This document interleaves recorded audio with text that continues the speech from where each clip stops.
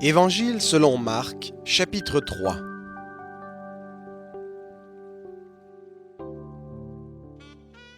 Jésus entra de nouveau dans la synagogue. Il s'y trouvait un homme qui avait la main sèche. Ils observaient Jésus pour voir s'il le guérirait le jour du sabbat, afin de pouvoir l'accuser.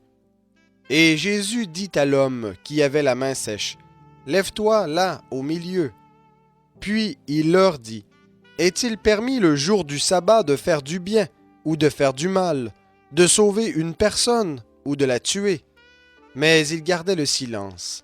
Alors, promenant ses regards sur eux avec colère, et en même temps navré de l'endurcissement de leur cœur, il dit à l'homme, « Étends ta main. » Il l'étendit, et sa main devint saine.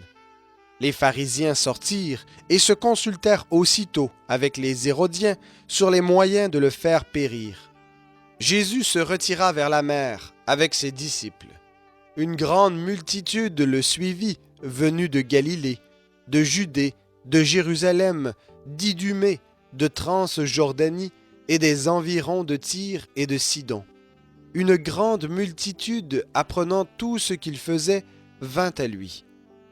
Il dit à ses disciples de tenir à sa disposition une petite barque, afin de ne pas être pressés par la foule.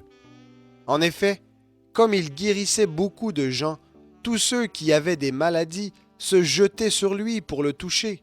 Les esprits impurs, quand ils le voyaient, se prosternaient devant lui et s'écriaient « Tu es le Fils de Dieu !» Mais il leur recommandait avec beaucoup de sévérité de ne pas le faire connaître. Il monta ensuite sur la montagne, il appela ceux qu'il voulut, et ils vinrent à lui. Il en établit 12 pour les avoir avec lui, et pour les envoyer prêcher avec le pouvoir de chasser les démons.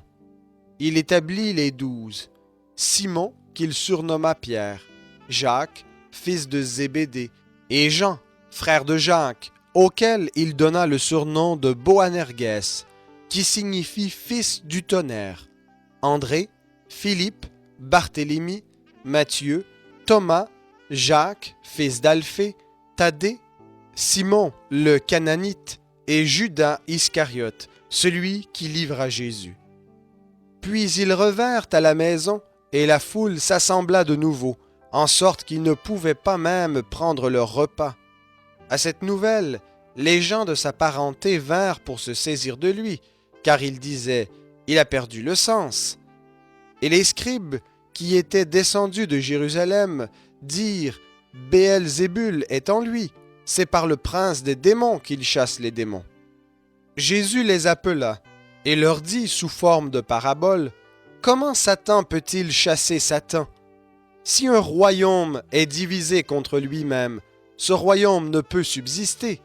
Et si une maison est divisée contre elle-même, cette maison ne peut subsister.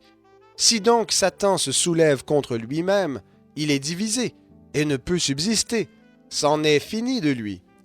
Personne ne peut entrer dans la maison d'un homme fort et piller ses biens, sans avoir auparavant lié cet homme fort. Alors il pillera sa maison. En effet, je vous le dis, tous les péchés seront pardonnés aux fils des hommes, ainsi que les blasphèmes qu'ils auront proférés. Mais quiconque blasphème contre le Saint-Esprit n'obtiendra jamais de pardon, il est coupable d'un péché éternel. C'était parce qu'il disait « Un esprit impur est en lui ». Survinrent sa mère et ses frères, qui, se tenant dehors, l'envoyèrent appeler. La foule était assise autour de lui, et on lui disait « Voici que ta mère, tes frères et tes sœurs sont dehors et te cherchent. » Et il répondit « Qui est ma mère et qui sont mes frères ?» Puis promenant les regards sur ceux qui étaient assis tout autour de lui, il dit « Voici ma mère et mes frères. Quiconque fait la volonté de Dieu, celui-là est mon frère, ma sœur et ma mère. »